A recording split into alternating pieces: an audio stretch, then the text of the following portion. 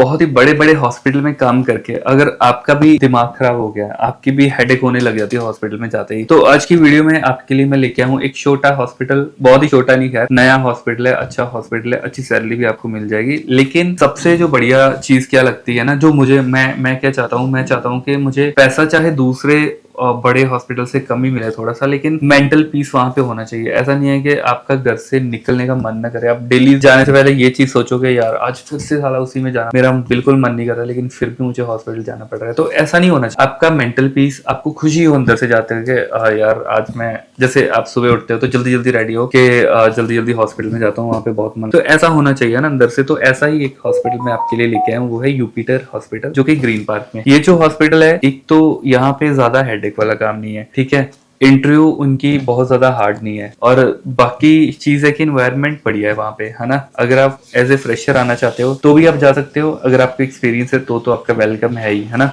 और अभी मैं आपको बताता हूँ कि इन्होंने क्या क्या क्वेश्चंस पूछे मेरे से, ठीक है। वो सारी चीज मैं आपको बताता हूँ। इसके अंदर क्या क्या क्वेश्चन पूछे गए 2 साल के एक्सपीरियंस पे, वो भी मैं आपको बताऊंगा। मैं यहाँ पे गया था 7 इयर्स एक्सपीरियंस के साथ, तो यहाँ पे मैंने अपना फुल एक्सपीरियंस शो किया था। मुझे जो सैलरी, मैं आपको पहले बता दूं, मुझे इन्होंने 45,000 बोला था सैलरी। छोटा हॉस्पिटल होने के बाद भी मतलब मुझे तो ठीक लगी, इनफ सैलरी है, इतनी ही दूसरे हॉस्पिटल देते हैं, या इससे 4-5 हजार एक्स्ट्रा दे देंगे, लेकिन आपका खून निचोड़ देंगे वो अच्छे से, है ना। यहाँ पे खून नहीं निचोड़ेगा कोई आपका, तो इसलिए ये थोड़ा सा ठीक लगा मुझे, ठीक है। और दिल्ली में है, ग्रीन पार्क में है। यहाँ पे आने के लिए आप डायरेक्ट मेट्रो पे आ सकते हो। मेट्रो जो है ग्रीन पार्क की येलो लाइन आती है, तो वहां पे उतर के आप वहां पे हॉस्पिटल में जा सकते हो, ठीक है। और सैलरी की बात करें, फ्रेशर को 19 से 20 या 21 हजार तक, 21 तो नहीं, खैर 19-20 तक मिल जाएगी, ठीक है। और फ्रेशर है प्लस एक्सपीरियंस वाले जैसे होते हैं ना, एक्सपीरियंस वाला अगर आपका 2 साल का एक्सपीरियंस है और लास्ट साल ही आपकी मान लो 23-24 या 25 हजार है, तो उससे आपको 3-4 हजार बढ़ के सैलरी मिल जाएगी। तो ऐसा है ना। लेकिन अगर आपको 10-12-15 साल का एक्सपीरियंस है तो आप चाहते हो कि मैं यहाँ पे जाके 70 हजार ले लूं, तो ऐसा नहीं है, क्योंकि इतना बड़ा हॉस्पिटल ही नहीं है और छोटा हॉस्पिटल है, 60 बेड के आसपास का है, तो इसलिए उनको इतने एक्सपीरियंस वाला बंदा इनफ है और इतनी ही सैलरी वो दे पाते हैं, ठीक है। यहाँ पे क्वेश्चन पेपर जो है वो तो नहीं था, क्वेश्चन पेपर ना तो मुझे दिया ना दूसरे स्टाफ को दिया, और ऑनलाइन इंटरव्यू होती है। इंटरव्यू भी वहाँ पे ऐसा था कि सबसे जो पहली थी वो एमडी, जो जिनका खुद ही हॉस्पिटल है, वो खुद ही करते हैं, और दूसरा जो है नर्सिंग डिपार्टमेंट से आपकी इंटरव्यू होती है, ठीक है। तो इसमें जैसे कि मैंने उनको पहले ही बताया था कि मैं टीएल या सुपरवाइजर के लिए आया हूँ, तो मुझे तो उन्होंने कोई क्वेश्चन नहीं पूछा नर्सिंग वाली साइड से भी और एमडी वाली साइड से भी, क्योंकि उनको पता है कि ऑलरेडी मुझे एक्सपीरियंस है, तो उन्होंने क्या ही पूछना है। बट जो 2 साल की एक्सपीरियंस के साथ लड़की गई थी, उनको जो क्वेश्चन पूछे थे वो मैं सारे आपको बताता हूँ, ठीक है। और इनको जो भी क्वेश्चन आए थे ना, वो सारे क्वेश्चन मैंने अपने कोर्स में ऑलरेडी ऐड करके रखे थे, मैंने सारे पूछे, सारे नोट डाउन कर लिए, तो सारे क्वेश्चन मैं आपके साथ अभी शेयर करूंगा। बाकी अगर आपको भी ये है कि मैं जाते ही फर्स्ट इंटरव्यू मेरी क्लियर हो जाए, मुझे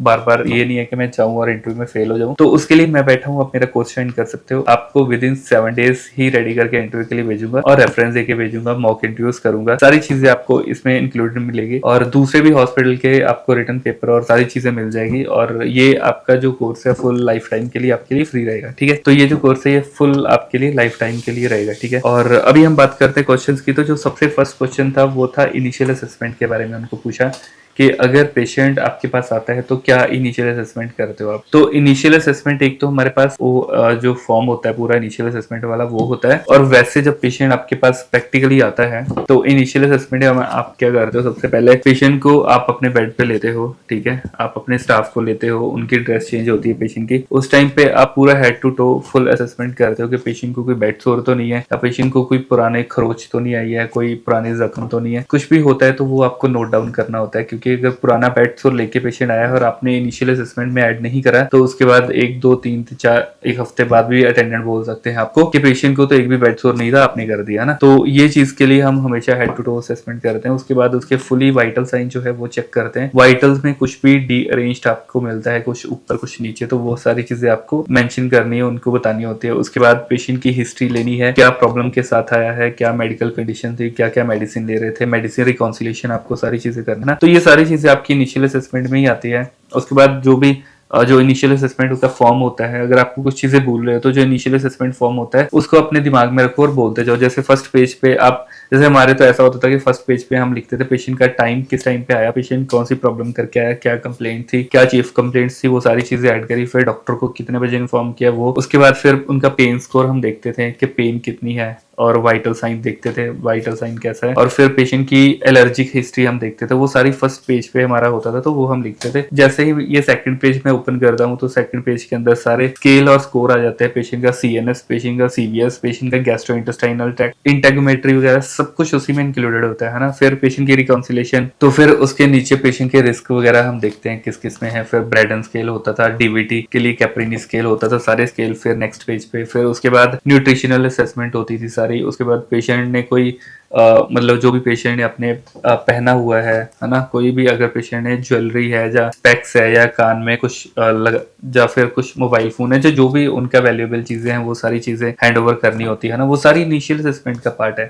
और उसके बाद पेशेंट का करंट जो प्रॉब्लम है उसके हिसाब से क्या रिस्क हो सकता है वो आपको लिखना होता है। और एंड पे जो स्टाफ नर्स उसके साइन, देन अटेंडेंट के साइन और रिलेशनशिप, देन आपके सुपरवाइजर के साइन। तो ये सारी चीजें इनिशियल असेसमेंट में होती है और ये सारी चीजें हमारे दिमाग में रटी होती है और हम ऐसे का ऐसे ही उनको बता देते हैं, तो जो कि आपका सही होता है। मतलब इनिशियल असेसमेंट आपको इसी तरीके से बताना है। उसके बाद पेन मैनेजमेंट के बारे में पूछा था कि पेन मैनेजमेंट कैसे करते हो। तो देखो, मैं पहले कुछ वीडियो में डायरेक्ट बस क्वेश्चन ही बता रहा था। बहुत सारे स्टूडेंट मुझे बोलते थे कि आप बताते नहीं हो, इसका आंसर भी बता दिया करो साथ में। तो थोड़ी सी वीडियो लंबी हो जाती है, लेकिन अगर आपको ये सारी चीजें जाननी होती तो वीडियो को एंड तक देख लिया करो, जो आपको पता चल जाए कि किस तरीके से हमें आंसर करना है और ये गलती आप ना करो और आप फेल ना हो। ठीक है। पेन मैनेजमेंट के लिए जो सबसे ज्यादा स्टूडेंट से पूछा जाता है और वो गलत क्यों बताते हैं, मैं आपको बताता हूँ।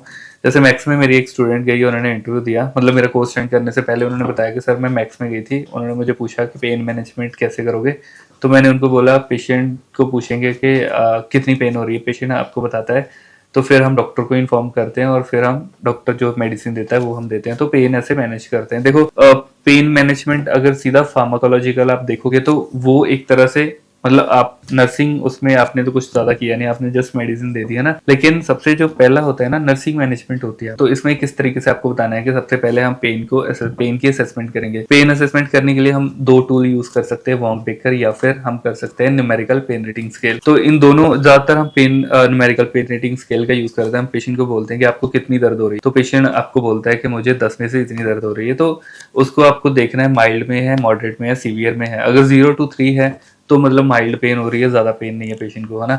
तो फिर हम उसको क्या करते हैं, नर्सिंग मैनेजमेंट हम कर सकते हैं। जैसे अगर मान लो कोई पेशेंट है जो सीधा लेटा हुआ है, सर्जरी के बाद आया, तो उसके कमर में दर्द हो रही है, स्पाइन में पेन हो रही है, तो आप क्या करोगे, नर्सिंग मैनेजमेंट उनको आप थोड़ा सा एक तो पहले एजुकेट करना है कि देखो ये ना सर्जरी के बाद बहुत ही कॉमन है, सबको होता है, कोई दिक्कत नहीं है, आपको मैं एक पिलो लगा देता हूँ। पिलो लगाने के बाद 10-15 मिनट में आपका ठीक हो जाएगा। थोड़ा सा पिलो लगाओ, साइड दिलवाओ, पिलो लगाओ, है ना।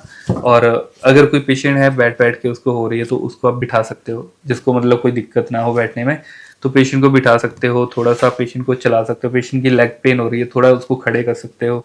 तो जो भी आप नर्सिंग मैनेजमेंट कर सकते हो ना, वो सारी चीजें आपको नर्सिंग मैनेजमेंट में बतानी है। उसके बाद आपको बोलना है कि अगर पेशेंट की पेन ज्यादा है, मतलब मॉडरेट है, 3 to 6 या फिर 7 to 10 सीवियर के बीच में है, तो फिर हमें डॉक्टर को भी साथ में इन्फॉर्म करके मेडिसिन वाले पार्ट पे भी जाना है ना। ये नहीं है कि पेशेंट बोल रहा है कि मुझे 10 में से 15 पेन हो रही है, बहुत ज्यादा पेन हो रही है, और आप बोल रहे हो कि चलो इधर हो जाओ, मैं पिलो लगा, है ना। ऐसा काम नहीं करना है। तो आपको पहले सिचुएशन देखनी है, सिचुएशन कैसे, तो उसी के हिसाब से आपको एक्ट करना होता है। ठीक है। तो फिर भी आपको उनको इस तरीके से बताना है कि माइल्ड है तो हम ये सारी चीजें कर सकते हैं, नर्सिंग मैनेजमेंट कर सकते हैं। मॉडरेट है तो डॉक्टर को इन्फॉर्म करके हम कुछ फार्माकोलॉजिकल मेजर ले सकते हैं। जैसे कि अगर मॉडरेट टू सीवियर है तो हम डॉक्टर को बता के जो भी फार्माकोलॉजिकल मेडिसिन को शेड कर सकते हैं, वो आपको बतानी है। ठीक है। उसके बाद मेडिसिन रिकॉन्सिलेशन के बारे में पूछा था।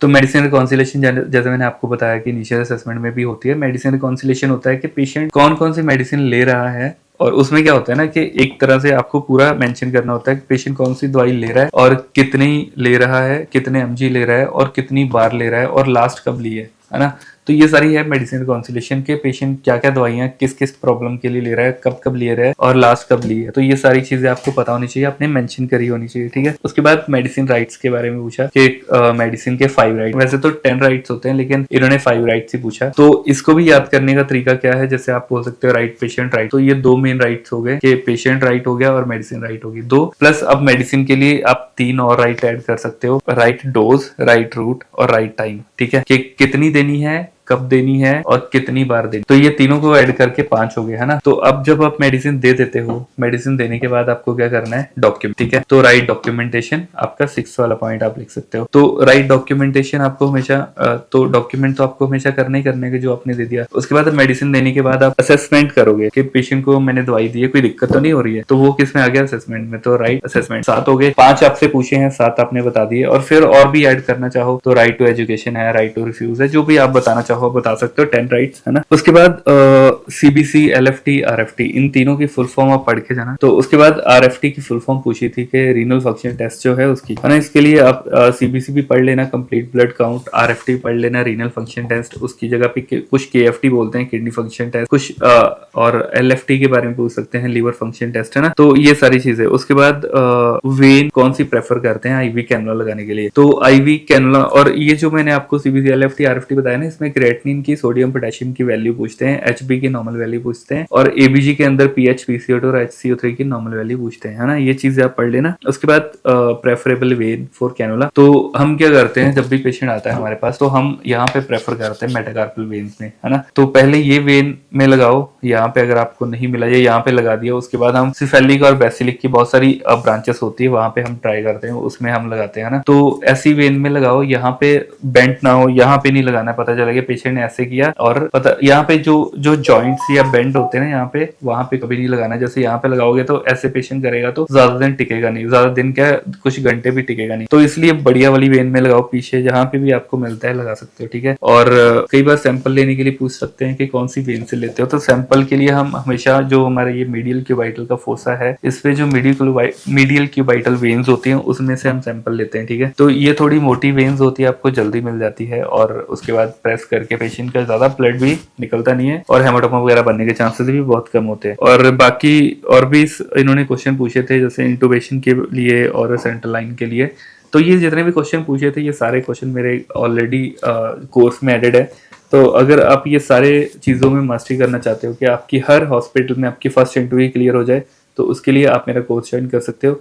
मेरे कोर्स के दौरान मैं विद इन 7 डेज आपको रेडी करूंगा, रेफरेंस दूंगा, सारी चीजें आपको देके भेजूंगा, और आपकी मॉक इंटरव्यूज भी करूंगा, जिसके साथ आपका हेजिटेशन कम हो जाए, कॉन्फिडेंस आपका बढ़ जाए, सारी चीजें आपकी सही हो जाए, और आप जाते ही हॉस्पिटल में इंटरव्यू क्लियर कर लो। तो उस सब के लिए आप मेरा कोर्स ज्वाइन कर सकते हो। कोर्स ज्वाइन करना है तो व्हाट्सएप का नीचे नंबर आपको शो हो रहा होगा, वहां पे आप मुझे डायरेक्ट हाई लिख के भेजो कि आपको कोर्स ज्वाइन करना है, वो लिख के भेजो। मैं आपको कोर्स की सारी डिटेल देके आपको विद इन 7 डेज रेडी करके हॉस्पिटल में भेज के देन आप अपना आराम से जॉब करो और पैसे कमाओ। तो इंटूबेशन के लिए जो, जैसे मैंने आपको बोला था कि इंटूबेशन में क्या क्या सामान आपको रेडी करना है, उसके लिए पूछा। तो इंटूबेशन के लिए आपको सीधा आप याद रखो, देखो वेंटिलेटर चाहिए, चिन चाहिए, और इंटूबेट करने के लिए जो जो सामान यूज होता है वो चाहिए। तो वेंटिलेटर के साथ जो जो कनेक्ट करते हैं वो चीजें आप याद रख लेना। उसके बाद ईटी ट्यूब, ठीक है, वो आपको याद होना चाहिए। ईटी ट्यूब है, फिर फिल्टर है ना, वो चीजें हम लगाते हैं। उसके बाद सक्शन के लिए सक्शन कैथेटर हम लगाते हैं, योंकर जो सेट है वो हम लगाते हैं, जो कि पूरी पाइप होती है ना, तो उसको हम तो यंकर सेट बोलते थे, हमारे पास वही आता था। तो आप जो भी सक्शन पाइप बोल सकते हो या सक्शन सेट बोल सकते हो, या जो भी आपके बोलते हो वो आप बता सकते हो, ठीक है। उसके बाद लेरेंजियोस्कोप चाहिए, ईटी ट्यूब चाहिए, ईटी ट्यूब को इन्फ्लेट करने के लिए 10 ml की सिरिंज चाहिए। इन सबको करने से पहले कुछ डॉक्टर मेडिसिन भी देते हैं, जैसे कोई इटोमिडेट दिलवाते हैं, कोई प्रोपोफोल दिलवाते हैं, कोई पैरालिटिक एजेंट्स दिलवाते हैं, जैसे एट्राक्योरियम हो गया, वैक्यूरियम हो गया, या रॉकनोनियम हो गया, या रॉक हो गया, है ना। तो हर कोई डॉक्टर वो अलग अलग मेडिसिन दिलवाते हैं, है ना। आपने अभी ईडी ट्यूब डाल दी है, उसके अंदर आपने 10 ml के साथ जो 10 cc सिरिंज है उसके साथ आपने उसमें एयर भी फिल कर दिया। एयर फिल करने के बाद इसको टाई करने के लिए बैंडेज आपको चाहिए, ठीक है। बैंडेज के बाद आपको जस्ट उसको कनेक्ट करना है वेंटिलेटर के साथ, और इंटूबेट करने से पहले जैसे आपको प्री ऑक्सीजनेट भी करना है तो एम्बू भी चाहिए, है ना। ये सारी चीजें आप एक एक करके उनको बता सकते हो। जिस तरीके से आप चीजें आगे आगे बढ़ाते जाते हो, इसी तरीके से आपको उनको बताते जाना है, ठीक है। और उसके बाद सेंट्रल लाइन उन्होंने पूछा था कि कौन कौन सी वेन में डालते हैं। तो आपको पता है, एक इंटरनल जुगुलर वेन में डालते हैं, सबक्लेवियन वेन में डालते हैं, और फेमोरल वेन में डालते हैं। तो सबसे ज्यादा इन्फेक्शन का चांसेस होता है फेमोरल में, और सबसे ज्यादा जो नए डॉक्टर है वो फेमोरल ही डालते हैं, क्योंकि सबसे इजी फेमोरल ही है ना। फेमोरल में डालनी सबसे इजी है। उसके बाद कुछ जो थोड़े से इंटरमीडिएट हो जाते हैं, मतलब थोड़ा जब उनका हाथ साफ होता है तो जुगुलर पे आते हैं वो, तो जुगुलर लगाने लग जाते हैं। और इसमें भी पेशेंट को दिक्कत तो है, अगर पेशेंट ऐसे नेक मूव करनी है तो पेशेंट को पेन थोड़ी थोड़ी होती रहती है, उसको फील होता रहता है कि कुछ तो यहाँ पे है, कुछ तो यहाँ पे है ना। तो उनकी मोबिलिटी में थोड़ी सी कमी आ जाती है। लेकिन सबसे बढ़िया जो है सबक्लेवियन मुझे लगती है, और इन्फेक्शन से भी पेशेंट बचा रहता है क्योंकि ना तो यहाँ पे कोई हेयर्स है, ना यहाँ पे बहुत ज्यादा पसीना आना है, ऐसा कुछ है नहीं, है ना। तो इसलिए ये सबसे कम इन्फेक्शन के चांसेस होते हैं, और पेशेंट भी फुली अपने सारे काम कर सकता है, हाथ हिला सकता है, पैर हिला सकता है, अपनी नेक कैसे मूव कर सकता है, उसको कोई दिक्कत नहीं होती है ना। तो ये मुझे ज्यादा बढ़िया लगती है, और इन्फेक्शन के चांस यहाँ पे सबसे ज्यादा कम। तो अभी ये सारे क्वेश्चन का आंसर अगर आपको पता था तो बाकी भी और वीडियोस आप देख सकते हो, और अपने से नोट्स बना के जाना चाहते हो रेडी होके वो भी जा सकते हो। अगर आप ये चाहते हो कि मुझे बस एक ही जगह पे सारी चीजें मिल जाए और मुझे with in 7 days he ready होके जाना है और जल्दी से हॉस्पिटल ज्वाइन करना है, तो उसके लिए मैं बैठा हूँ, आप मेरा कोर्स ले सकते हो। और अगर आपका गैप है तो गैप के अंदर आपको हमेशा एक्सपीरियंस जरूर मेंशन करो कि मुझे 6 महीने का 8 महीने का एक्सपीरियंस है। अगर आपका ज्यादा गैप है तो उसके लिए अगर आपको एक्सपीरियंस 1 2 या 3 साल का बनाने का जुगाड़ करना है तो वो भी हो जाएगा। बाकी तो वो भी आजकल जुगाड़ हो जाता है, कोई दिक्कत नहीं है ना। अगर आपसे हो रहा है तो बढ़िया है, नहीं हो रहा है तो बाकी आज की वीडियो के लिए बस यही था। हम मिलते हैं नेक्स्ट वीडियो में, तब तक के लिए बाय बाय।